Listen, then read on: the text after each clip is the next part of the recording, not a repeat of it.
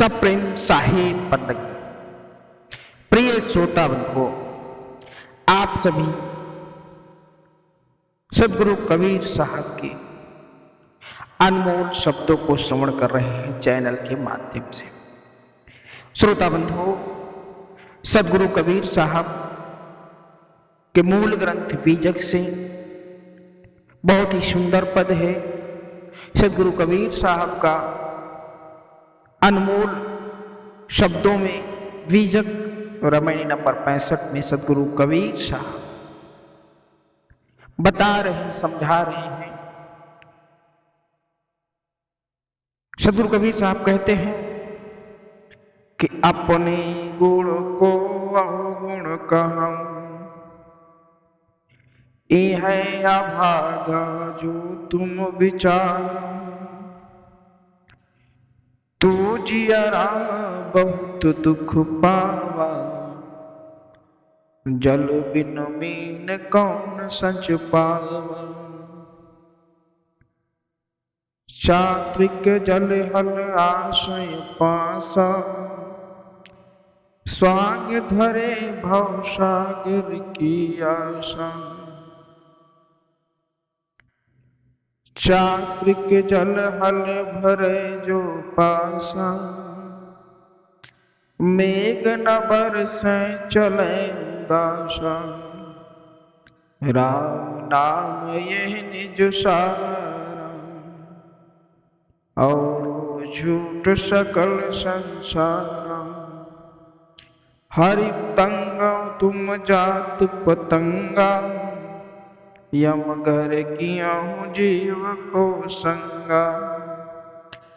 किंचित है अपनी निधि पाई, हिय न समाय कहाँ धौर छिपाई।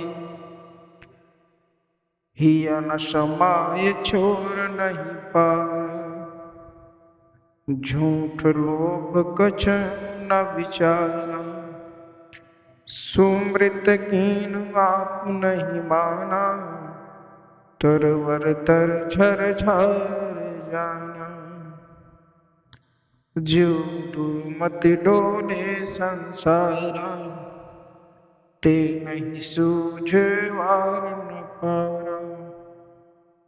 सदगुरु कबीर साहब कह रहे हैं कि अपने गुण को अवगुण कहूं, यह अभागा जो तुम विचारो। सदगुरु कबीर साहब कह रहे हैं कि तुम्हारा मानवीय गुण विवेक मनुष्यों को समझा रहे, बता रहे कि हे मनुष्य, ये जो तुम्हारा मानवीय गुण विवेक है, परंतु तुम स्वयं उसकी अनदेखी कर रहे हो। साहब समझा रहे हैं कि खुद तुम नहीं समझ पा रहे, तुम स्वयं को तो तुच्छ समझ रहे हो, तुम अपने गुणों को परख नहीं पा रहे हो, बल्कि विश्वास पर चल रहे हो। अर्थात तुम अपने विवेक रूपी गुणों को ही अवगुण समझ रहे हो। तुम अपनी गरिमा का महत्व नहीं जान रहे हो। यही तुम्हारा सबसे अधिक दुर्भाग्य है। हे मनुष्य, तुम अपने स्वरूप को भूलकर इस संसार के अन्न को कष्ट उठाए। भला जल के बिना किसी मछली को सुख मिलता है? अर्थात जैसे चातक के पास जल होते हैं, जो चातक पक्षी होता है, उसके पास जल होते हुए भी वह प्यासा रहता, क्यों? तथा स्वाति नक्षत्र में वर्षा होने पर वह बिना जल ग्रहण किए उदासीन होकर चल पड़ता है। सदगुरु कबीर साहब दृष्टांत दे रहे हैं। ठीक उसी तरह मनुष्य के हृदय में ज्ञान का सागर भरा रहता है, परंतु वह इधर उधर भटकता रहता है। और मनुष्य का हृदय जो ज्ञान के सागर से जिस प्रकार से भरा है, लेकिन अपने आप को सही ढंग से उस रूप में वहां पर पहुंचा नहीं पाता, और उसे देखकर दुखी रहता है। जिसका नाम राम है, वह निज चेतन ही स्वयं को स्वरूप है। वही अपना शेष सब देह प्राणी पदार्थ तथा संसार के समस्त व्यवहार असत्य हैं। कहने का अर्थ यह है कि आत्मस्वरूप में ही राम बसा हुआ है। वही सत्य है, शेष सब भ्रम है। आत्मस्वरूप के अतिरिक्त किसी नक्शे में उलझना स्वयं को यम के घर में रखे वासना के घेरों में झोंक देना ही, अर्थात बाहरी कल्पित ईश्वर को छोड़कर स्वयं को ही चेतन स्वरूप भगवान में निमग्न रहो, उसी में रमे। संसारिक प्राणी इस तरह से जिस प्रकार कोई स्वप्न में धन दौलत वैभव पार कर फूला नहीं समाता, इसी चिंता में लगा रहता है कि इस धन को कहाँ सुरक्षित रखूं, मनुष्य इसी अहंकार में फूला रहता है और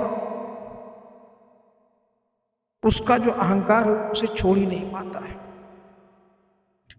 सदाचार के रास्ते पर चलने के लिए धर्मशास्त्र तो बने तथा पथ प्रदर्शक भी, परंतु मनुष्य स्वयं उन्हें नहीं अपनाता। तो स्वयं शास्त्रों का दोष क्या है? गुरु कबीर साहब का इसमें शास्त्रों का दोष क्या है?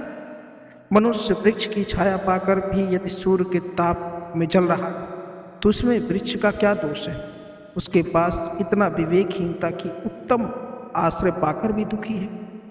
कहने का मतलब यह है कि मनुष्य अपने दुर्बुद्धि के कारण ही इस संसार में भटक रहा है, उसे पार नहीं हो रहा है, उसी में डूबता जा रहा है, रास्ता सूझता नहीं उसे। साहब कहते हैं कि अंधा भया सब डोले, कोई न करे विचार, कहाँ हमार माने नहीं, कैसे छूटे भम जा। सदगुरु कबीर साहब कहते हैं विवेकहीन मनुष्य अपने आप को जिस प्रकार से अंधा बनता जा रहा है और इतना विवेक होना